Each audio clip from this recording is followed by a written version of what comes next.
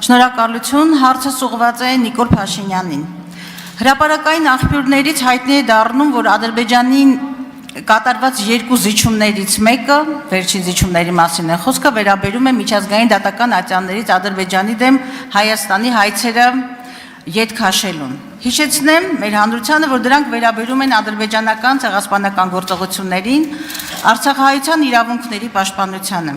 Մի քանի առիթներով դուք, պարոն Փաշինյան եւ արտգործնախարարը ակնարկել եք միջազգային հանրության անտարբերության, ինչպես նաեւ Արցախի հարցում հակուղայնության մասին։ Սակայն նվազագույնը վերջին շրջանում մի քանի միջազգային փաստաթղթեր կան, որոնք բավական լուրջ քաղաքական ներուժ ունեն Արցախահայության իրավունքները պաշտպանելու համար։ Դրանց թվում են միջազգային արդարադատության դատարանի նոյեմբերի 23 թվականի ժամանակավոր միջոցները եւ Եվրոպական խորհրդարանի 2 եւ հատկապես վերջին բանաձևը, որը ադրբեջանական գործողությունները գնահատում է իբրև էթնիկ զտում եւ նաեւ կոչ է հողում ապահովել հայերի անվտանգ վերադարձը, պահանջում հայ գերիների ազատ արձակում։ Շվեյցարական նախաձեռնությունը եւս գնահատելի է եւ հակառակ Ալիևի այն պնդումներին հռետորաբանությանը, թե Արցախյան հարցը փակված է, այնուամենայնիվ Շվեյցարիան պատրաստական է բանակցային հարթակ տրամադրել եւ կարեւորում է հայ գերիների վերադարձը։ Գերիների վերադարձը կարեւորում են Մայքլ Վոլցը, ԱՄՆ անվտանգային հարցերով խորհրդական նախագահի, Անիտա Հիպերը եւ արտաքին հարաբերությունների անվտանգության հարցերով գլխավոր խոսնակը։ Կարող է ելի փաստեր բերել, բայց ձևակերպեմ հարցս։ Ինչպես է պատրաստվում իրացնել այս գործիքները Հայաստանի կառավարությունը, քաղաքական կապիտալը կամ միջազգային քաղաքական կապիտալը, ես այդպես կասեի, կառավարությունը եւ շատ ավելի կոնկրետ ինչ գործողությունների ծրագիր է մշակել Հայաստանի Հանրապետության կառավարությունը գերիների վերադարձի ուղղությամբ։ Հարցին կպատասխանի վարչապետ Նիկոլ Փաշինյանը։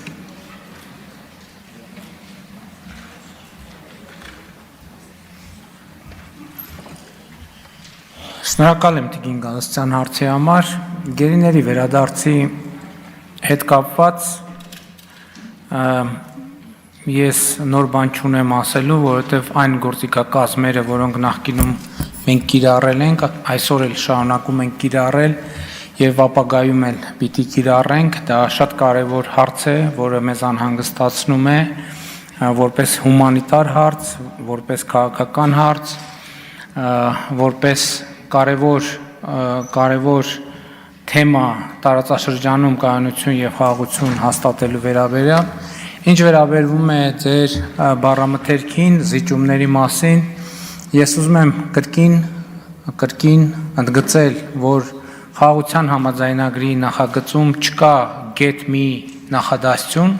որը վերաբերվում է կամ պարտավորություն է առաջացնում Հայաստանի Հանրապետության համար եւ պարտավորություն չի առաջացնում Ադրբեջանի Հանրապետության համար։ Այդպիսի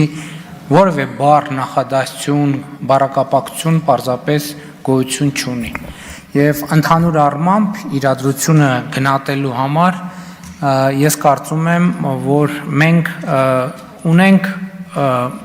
մի շատ կարևոր խնդիր։ Մենք ինչի մասին ես նախկինում խոսել եմ, մենք ընդհանուր առմամբ պետքա ավելի լավ ճանաչենք այն աշխարհը, որում ապրում ենք, այն կանոնները, որոնք գործում են այդ աշխարհում, այն միջավայրը, որում մենք գործում ենք, ֆունդամենտալ առումով դուք գիտեք եւ դա եղել է հրապարակային,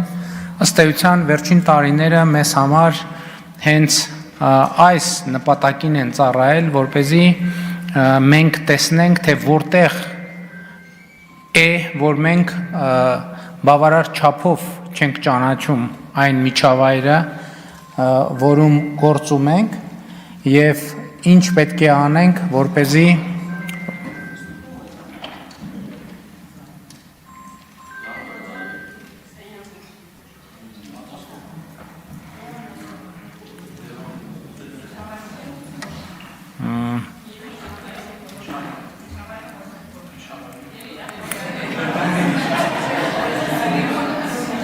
միացրեք պարոն Եղոյանի բարձրախոսը։